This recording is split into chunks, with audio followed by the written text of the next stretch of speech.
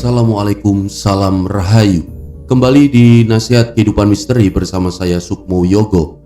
Dan pada video kali ini saya akan membahas sebuah materi mengenai falsafah hidup orang Jawa. Nah, sebuah peradaban yang tinggi itu memang akan memiliki pengalaman yang luas ya tentang arti dan makna kehidupan. Salah satu yang paling menonjol dari pengalaman itu adalah terdapatnya kemampuan dalam olah kata. Kita bisa lihat bangsa Yunani yang memiliki kemampuan dalam ilmu sastra dan filsafat.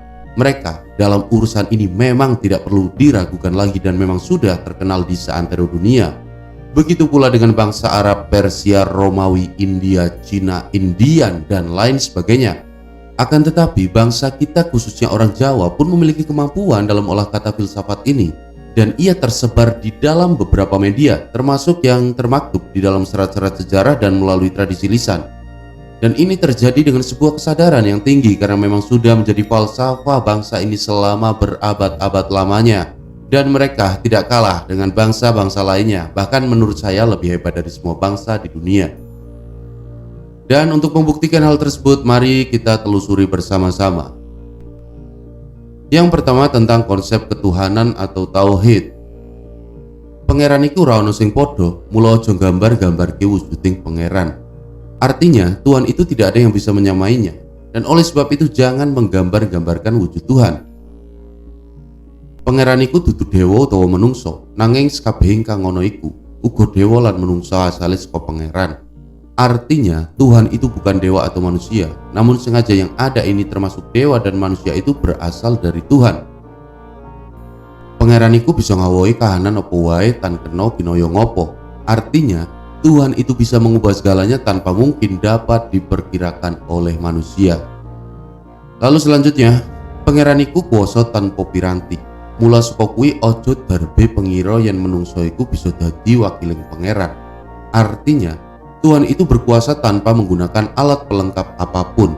Oleh sebab itu jangan beranggapan manusia itu dapat mewakili Tuhan.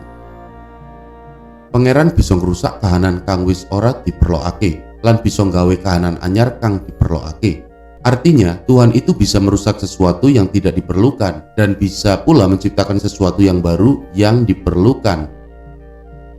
Ora ana kasekten sing mandi papesten. Awit papesten iku wis ora ana sing bisa murungake. Artinya, tidak ada kesaktian yang bisa menyamai kepastian Tuhan karena tidak ada yang dapat menggagalkan dari kepastian Tuhan itu sendiri. Lalu mengenai konsep ketuhanan atau tauhid ini, ana gingasring kahanan iku saka kersaning pangeran kang murbaing jagat. Artinya, perubahan itu hanya atas kehendak Tuhan yang menguasai jagat alam semesta. Lalu mengenai konsep yang kedua adalah tentang konsep Tuhan dan manusia. Weruh marang pangeran iku ateges wis weruh marang awake dhewe, lamun durung weruh awake dhewe, tangeh lamun weruh marang pangeran. Artinya, mengakui adanya Tuhan berarti sudah mengenal dirinya sendiri. Jikalau belum mengetahui dirinya sendiri, mustahil dapat mengenal Tuhan. Gusti iku sambatan nalika sira lagi nandang kesengsaraan. Pujinen yen sira lagi nampa kanugrahaning Gusti. Artinya, sebutlah nama Tuhan jika engkau sedang menderita sengsara. Bersyukurlah padanya jika engkau mendapat anugerah. Gusti iku dumunung ana jeneng sira pribadi. Dene ketemune Gusti lamun sira tansah eling. Artinya, Tuhan itu ada di dalam dirimu sendiri dan pertemuan dengannya akan terjadi jika engkau senantiasa ingat kepadanya. Aja lali saben hari eling marang pangeranira.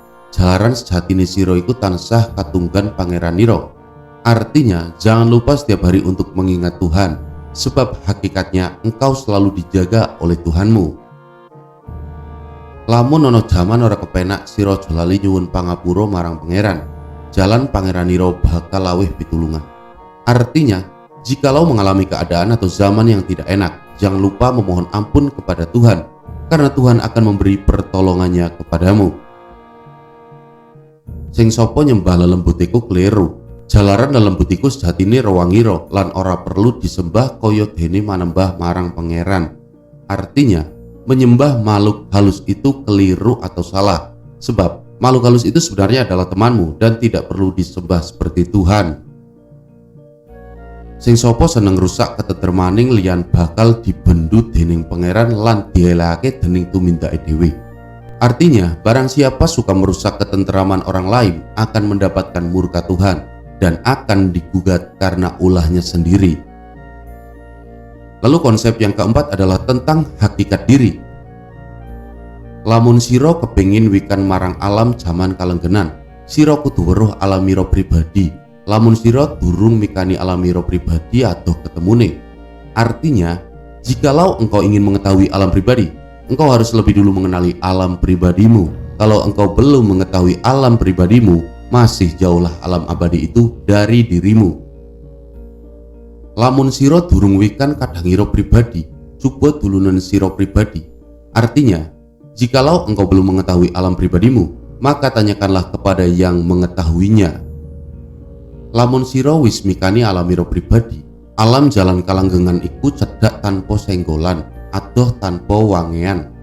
Artinya, jikalau engkau telah mengetahui alam pribadimu, alam abadi akan menjadi dekat tanpa dengan menyentuhnya, jauh dari dirimu tanpa ada yang membatasinya. Lamun siro wis mikani alam miro pribadi, mara siro mulango marang wong kang durung wikan. Artinya, jikalau engkau telah mengetahui alam pribadimu, hendaklah engkau mengajarkannya kepada yang belum mengetahui. Kadangiro pribadi ora beda karo jeneng siro pribadi, gelem nyambut gawe.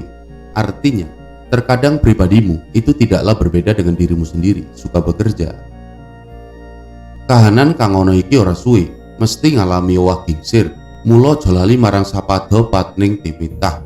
Artinya, keadaan yang ada ini tidak akan lama, pasti mengalami perubahan. Dan oleh karena itu, jangan melupakan sesama yang hidup. Rame ing gawe, sepi ing pamrih. Artinya, selalu rajin bekerja dan tidak mengharapkan pamrih. Kudu angon waktu, artinya harus pandai memperhatikan suasana. Lalu mengenai konsep falsafah hidup orang Jawa yang keempat adalah tentang konsep hidup itu sendiri. Donya iki dalan, ya kudu diambah mestine. Amangging dudu benere yang dirungkepno. Sing sapa ngambah dalan kudu sumurup kang ana ing ngarepe sanadyan diparanono mung bakal diliwati bae. Artinya, dunia ini ibarat jalan yang harus ditempuh apa mestinya, tapi bukan kebenaran yang dituju. Siapa bakal menempuh jalan harus tahu yang di depannya, meskipun akan didatangi hanya dilewati saja. Sing sapa mung arep gawe srek ing liyan, kuyu go arep memahi ciloko. Artinya, barang siapa yang membuat sakit hati orang lain, ia juga akan celaka. Sing sapa seneng ngudur, iku bakal kena bebendut dening pangeran. Artinya, barang siapa yang suka bertengkar akan terkena amarah atau hukuman Tuhan. Mungsuh sing wis nungkul aja dipateni. Artinya, musuh yang sudah menyerah jangan dibunuh. Lalu konsep yang kelima adalah konsep tentang keluarga. Sing sapa mung arep oleh wae nanging emoh kangelen, iku aran wong keset, iku kabeh aja ditiru. Jalaran keluarga lan bangsa uga rugi. Artinya, barang siapa yang hanya ingin enaknya saja tapi tidak suka bekerja keras, itu orang yang malas. Itu semua jangan ditiru, sebab keluarga dan bangsa juga rugi. Wong tua kudu memulung kang prayoga marang putra wayah. Artinya, orang tua harus mengajarkan yang baik dan pantas kepada anak cucunya. Seduluriku apik, lamun kabeh darbe pajangko amrih rahayu. Artinya, saudara itu baik kalau semuanya mencita-citakan kebahagiaan. Wong tua ora kena dadi mungsuhe anake. Artinya, orang tua tidak boleh menjadi musuh anaknya. Cedak keluarga kang becik, enajan ketularan becik. Artinya, dekat dengan keluarga yang baik tentu akan ketularan yang baik. Mikul dhuwur mendem jero. Artinya, memikul tinggi memendam dalam. Nasihat agar anak bisa menjaga nama baik keluarga dan menutup rapat aib keluarga. Lalu konsep yang keenam adalah tentang konsep bertetangga. Tonggo iku podo karo bapak biyung. Artinya, tetangga itu sama dengan bapak dan ibu. Sing sopo ora seneng tetanggan, kelebu wong kang ora becik. Artinya, barang siapa yang tidak suka hidup bertetangga tergolong orang yang tidak baik. Tonggo kang ora becik atine ojo dicedhaki, nanging ojo dimusuhi. Artinya, tetangga yang tidak baik hatinya jangan didekati, tetapi jangan pula dimusuhi. Tonggo iku singkirno lamun darbe sifat kang kurang prayoga. Artinya, jauhi tetangga yang mempunyai sifat tidak sepantasnya. Tetangga iku kadya ula umpamane, kena dingu nanging yo gelem nyokot. Artinya, tetangga itu seumpama ular, bisa dipelihara tapi juga mau menggigit. Tonggo sing gelem tetulung iku titenono, yen mangku arep iku bakal ketara. Nanging yen sarana bebarengan urip bakal dadi kanca selawase. Artinya, perhatikan tetangga yang suka menolong. Kalau punya pamrih pasti lekas terlihat, tetapi kalau hanya sebagai sarana hidup bersama akan menjadi teman selamanya. Konsep yang ketujuh adalah tentang konsep menuntut ilmu. Ngilmu iku kalakone kanthi laku, lekase lawan kas, tegese kas nyantosani, setya budya pangekese dur angkara. Artinya, ilmu itu terwujud dengan laku, dimulai dengan kemauan membuat sentosa, budi setia penghancur nafsu angkara.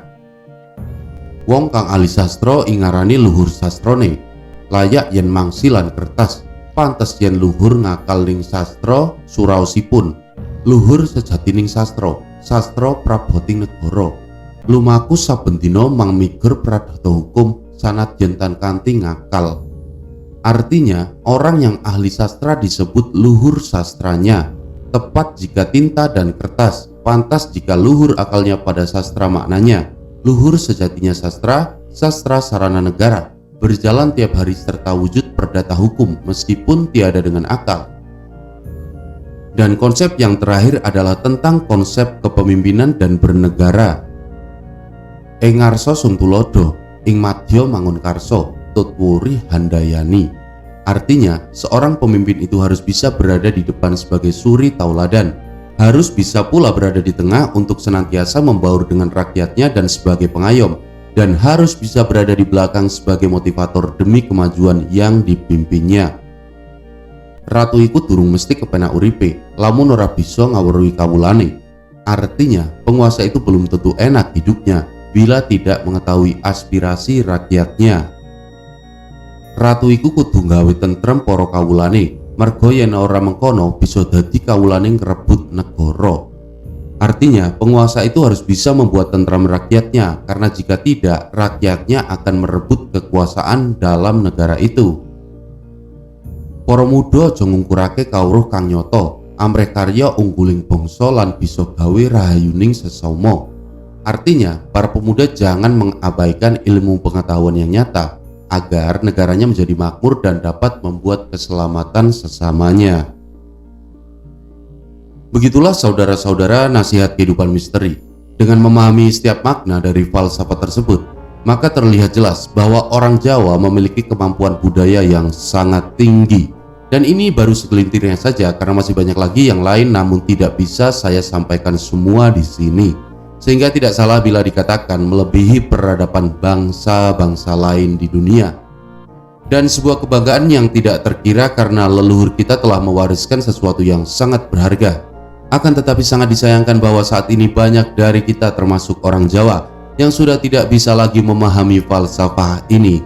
Bahkan tinggal sedikit saja ya yang masih mengenal dan mau mengenalinya. Sehingga tidak usah heran bila keadaan negara ini pun terkena dampak buruknya. Makin lama makin kian carut marut saja mengenai tatanan kehidupannya. Karena para pemimpinnya sendiri, khususnya orang Jawa, sudah tidak mau lagi menjadikan falsafah Jawa ini sebagai pedoman hidup. Sehingga yang tertinggi hanyalah akeh wong Jawa ning orang Jawa. Banyak orang Jawa tapi tidak Jawa. Dan pada akhirnya semoga dengan adanya video ini semakin menyadarkan kehidupan kita bahwa di dalam diri kita ini khususnya warisan leluhur telah memiliki kemampuan yang besar dan tidak akan kalah dengan bangsa lainnya yang ada di belahan dunia manapun, agar kian bertambah cinta pada warisan leluhur dan terus percaya diri demi kemajuan negara. Terima kasih matur sembah nuwun sedulur-sedulur nasihat kehidupan misteri telah menyimak, dan jangan lupa untuk bisa meninggalkan like dan jejak-jejak di kolom komentar. Sampai berjumpa pada video-video selanjutnya. Saya Sukmo Yogo, wassalamualaikum, salam rahayu.